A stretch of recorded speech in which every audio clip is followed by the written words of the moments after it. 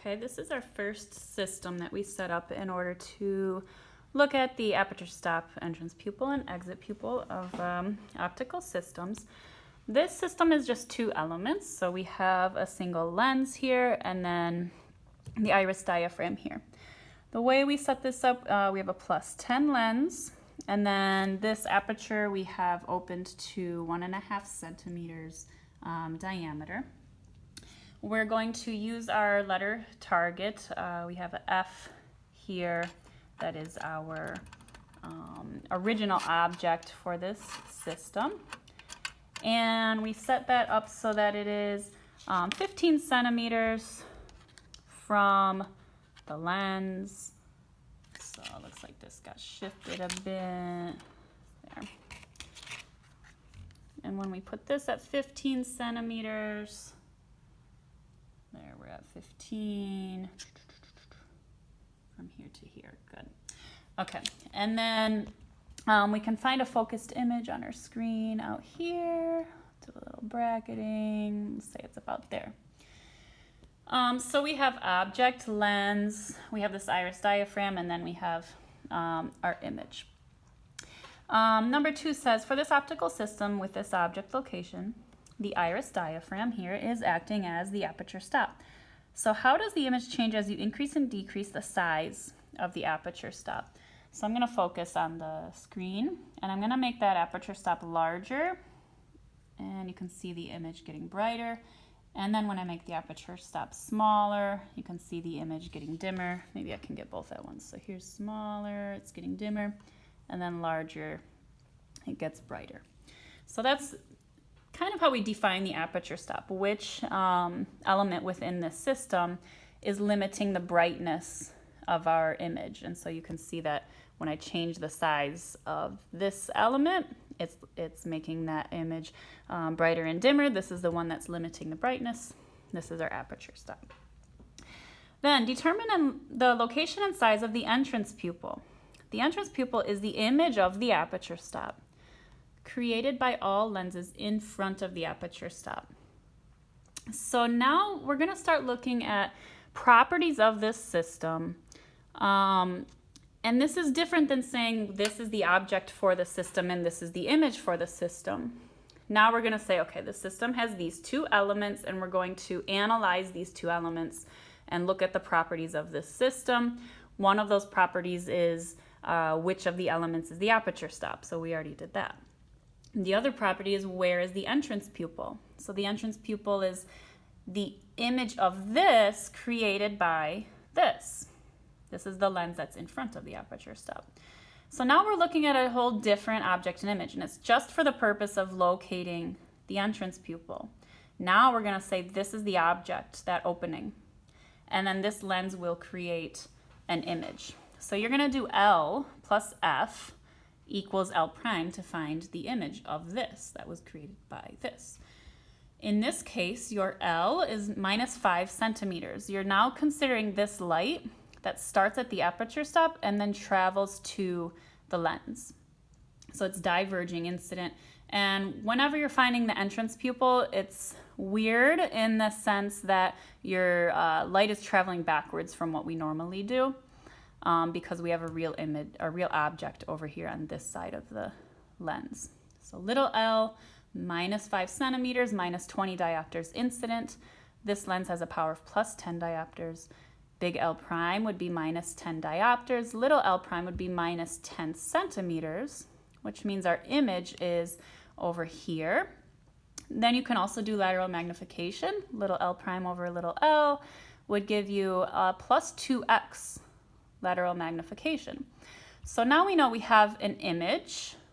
This is the object, this is the lens. The image has created a virtual image here, 10 centimeters on this side of the lens.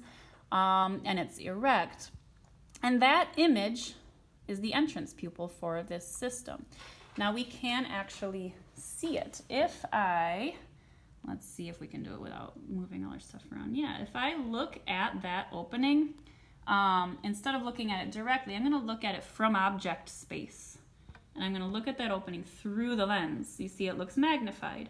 And what I'm actually looking at is the image of the iris that iris diaphragm, through the +10 lens. So I'm looking at the image of the aperture stop created by the lens that's in front of the aperture stop. So that opening, as I see it through the lens, that's the aperture stop. I'm sorry, that's the entrance pupil. This is a similar scenario to looking at a person's pupil, measuring their pupil.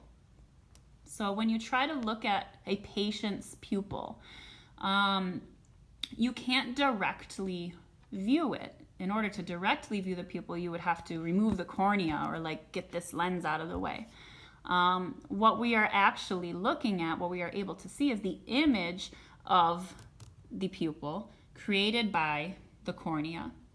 And it's a virtual image, it's magnified, it's erect, and that's what we're able to view and measure. And so we're looking at the entrance pupil, the image of the aperture stop created by the lens in front of the aperture stop.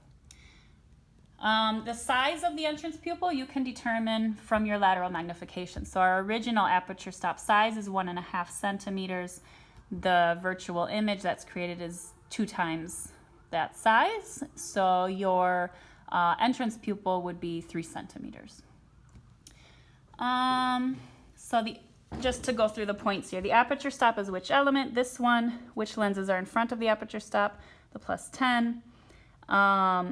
The location and size of the entrance pupil, I would say 10 centimeters behind the lens, and it's 3 centimeters in diameter. Is the entrance pupil a real or virtual image? It's a virtual image. And is it erect or inverted? It's erect. Image is on the same side as the object. And then with your eye in object space, that's what we just did. We could look at the aperture stop, and since we're looking through the lens, we see that image. And what we're looking at is, when we look this way, now we're looking at the entrance pupil. Okay, then exit pupil. So definition of exit pupil is the image of the aperture stop created by all lenses behind the aperture stop. So the aperture stop is which element? Your iris diaphragm. Which lenses are behind the aperture stop? There are none. So this is a case where the aperture stop itself is also the exit pupil.